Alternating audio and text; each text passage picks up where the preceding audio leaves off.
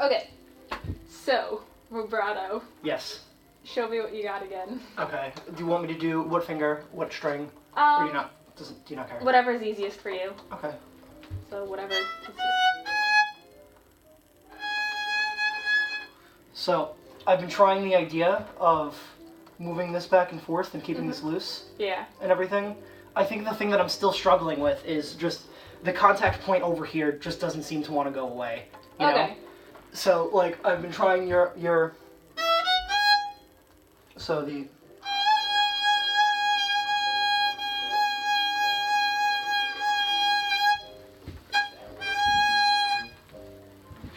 Okay, now do it. Okay.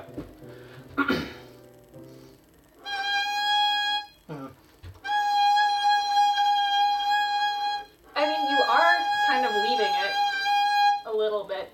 You want to make sure, so first of all, like we talked about last time, can I touch your hand? Yeah, sure. Yeah, sorry, my hands are freezing. It's fine. Having this more curved and seeing more of that is going to help you because when you go backwards, it's, so you're kind of, you don't go straight back this way, you kind of go that way because your fingers are at an angle. Are you saying that's what I'm doing, or No, that's what I should be doing? Okay, gotcha. So, and that's what helps you leave the neck, is because you're going that way and coming back. Okay. So straightening out and then coming back. So try that motion.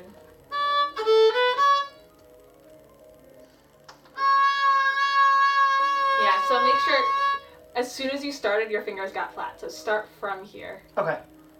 Yeah.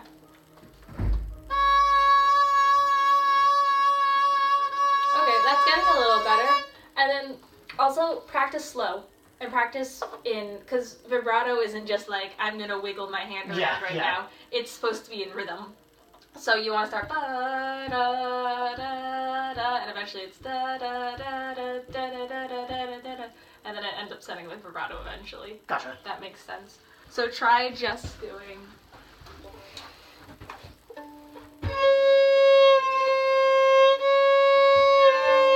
At that speed.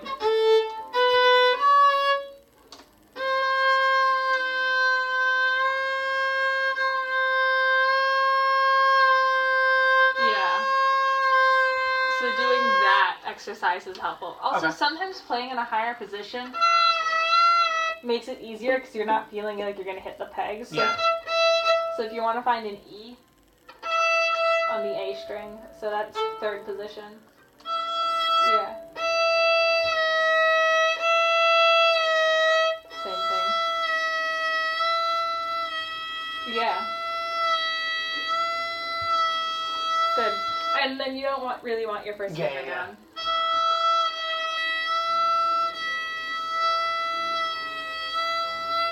Yeah, and what's going to help us more is straighten your wrist out this way, and then again, curl your fingers. Yeah. Is my wrist straight? Yeah, you're good. Okay.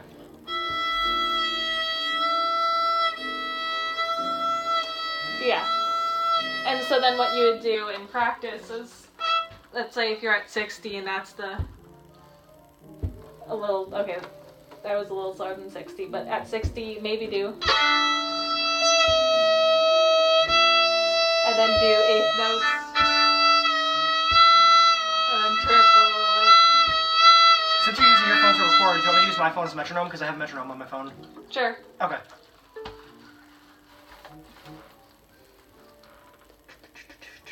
I know who it is now. It's Matt. Okay. That's 60. Yeah. So, you practice first quarter notes. Oh, maybe even quarter note triplets.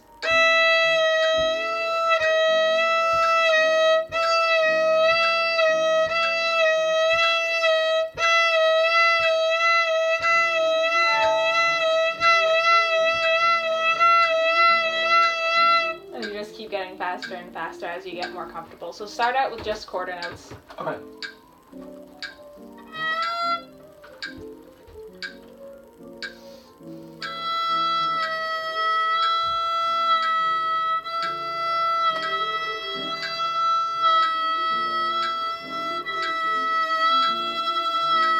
Yeah, and you can use, I feel like you're kind of bending from here right now. Okay. Where that wants to bend, but it's gonna bend as a result of your whole arm moving and coming back. And because you're going so slow, it feels like a very large motion. So you should feel like you're moving a lot. It's not like a little thing going like that. It's your whole arm is moving like this. Okay. So try it again. Okay. Okay. Yeah, I see what you mean. Yeah.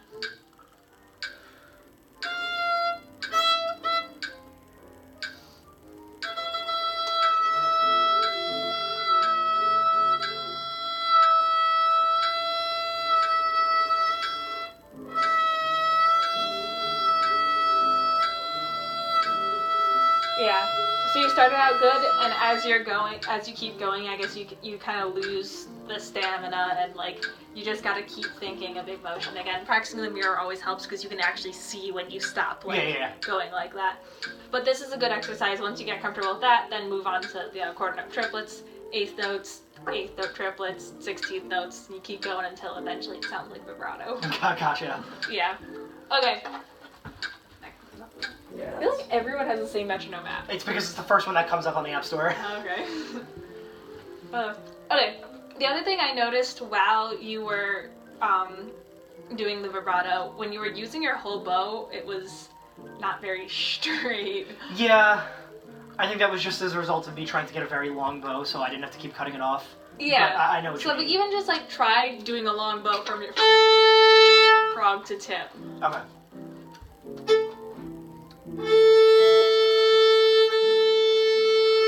Okay, yeah, that's much better. Yeah, okay. It was really just because I was trying to keep it long.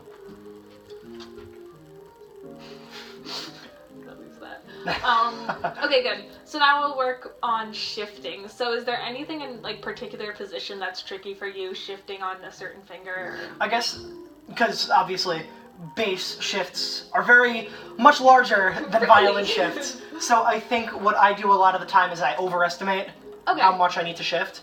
And then just even shifting back is harder for me because I think Dr. Hirsch talked about this in playing and teaching, but she kind of had this idea of like, when you shift, it's easier for you to shift in than out, because when you're shifting in, you're pushing the violin towards you, essentially. Yeah. Which means it's not going to go anywhere. But when you try to shift out, it's kind of like, unless you have, a good stern, like, grip, but you know what I mean, like over here, it's kind of just, you're kind of going to push it out trying to shift back.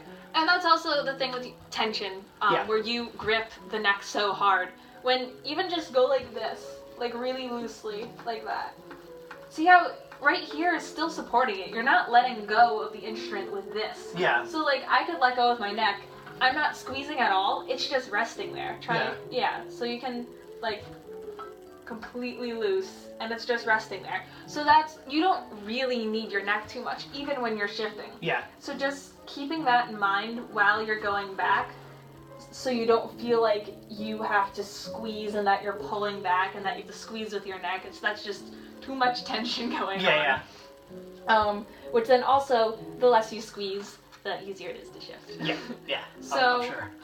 Let's just try shifting to third position because there's no real land marker for that. So just on your first finger.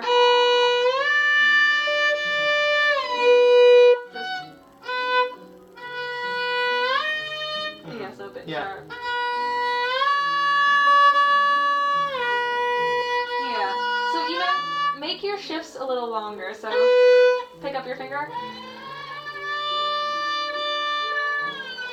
Okay. Try doing that.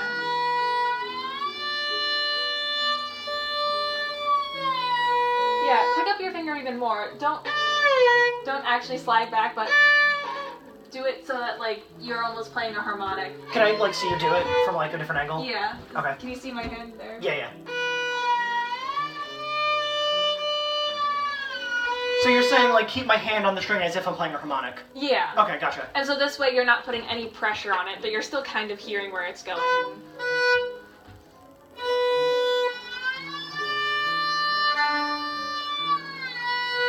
Good. Yeah, and even like with your thumb, I still feel like it's kind of squishing along, like, yeah, like it should.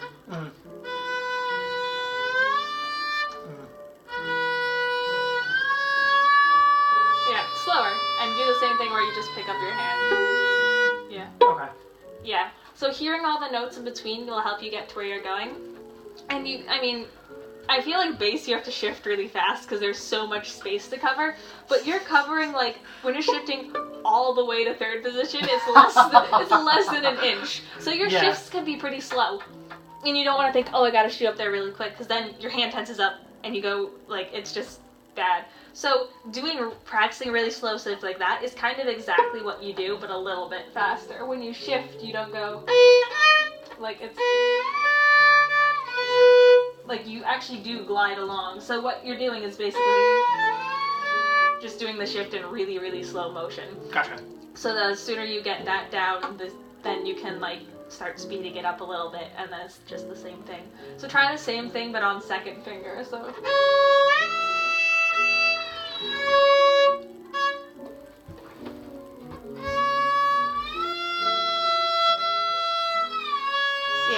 And one thing you want to make sure you don't practice is getting there and then moving back a little bit. If you don't hit the right note, start over. Okay, gotcha. So this way you're not consistently aiming for the wrong spot and then moving back.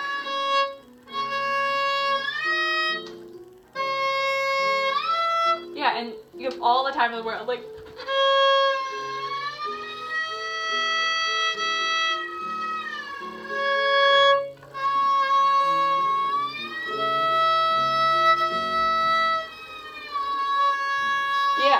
So that was in tune.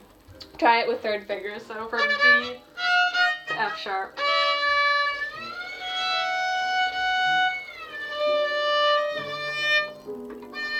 A little lower.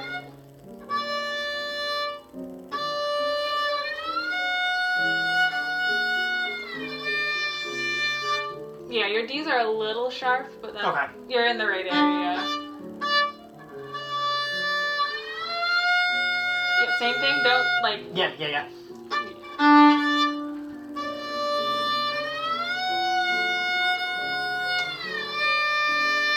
Yeah, your third finger is definitely, it's a little weaker, so even if you think about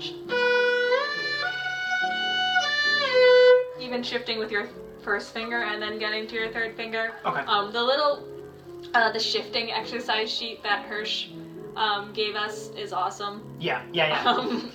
So if you want to practice using that. Is there any position that you find weird? I don't know if you've played up here, if that's something you've touched I haven't. at all. I don't really want to touch that with Okay, understandable. Like, kind of embarrassing to admit, but, like, I really didn't play in thumb position on bass until I came up here and I got rec that was thumb position. Well, thankfully, there's no playing with your thumb on violin. Yeah, obviously, but I mean, like, just the idea of, now your thumb isn't here anymore, now it has to stay over here so you can hit these notes. Yeah. Like, the same concept with bass. Yeah. I just, like... And I mean, also, like, different teachers teach up there differently, so I've had teachers tell me to, like, put your thumb here and do it, and I've had teachers tell me to leave my thumb back here and do it. I prefer this because my thumb's double jointed, so I have no problem reaching like that, even though my hands are small. Yeah. Your hands are bigger than mine, so you don't look like you have a problem reaching it as much either. Yeah. Yeah. But it's kind of the idea of just wanting to keep this, like, bridge stable and not collapse like this, or, like, too straight, because then you lose all the strength in your fingers. Yeah. I'm assuming it's the same for things like thumb position on bass, where you don't want to be like that. You want one bad habit with bass is always people will collapse their fingers, so instead of them keeping around, they'll, like, be the opposite, where they bend inward instead of outward. I have that problem, too. Basically, every bassist basically has that problem, basically. I'm sorry. Wow. But yeah, that's, like, a big problem with bass, about collapsing fingers instead of keeping them rounded. Because, like you said, when you collapse them, you lose a lot of strength in them. Doing vibrato, when you're that high, if your fingers are collapsed, basically impossible. Yeah. And that's where you kind of have your issue on violin, is your fingers aren't collapsed like this, but they are straight like that. So when you try to do vibrato, there's nowhere to vibrato. You're already, like, where you should be when you vibrato. So maybe fix that in bass, you'll fix it in violin, too. Yeah. Yeah, no. Okay. Is there anything else you wanted to touch on? I think that's really everything. Okay, that's a good lesson. How long was it?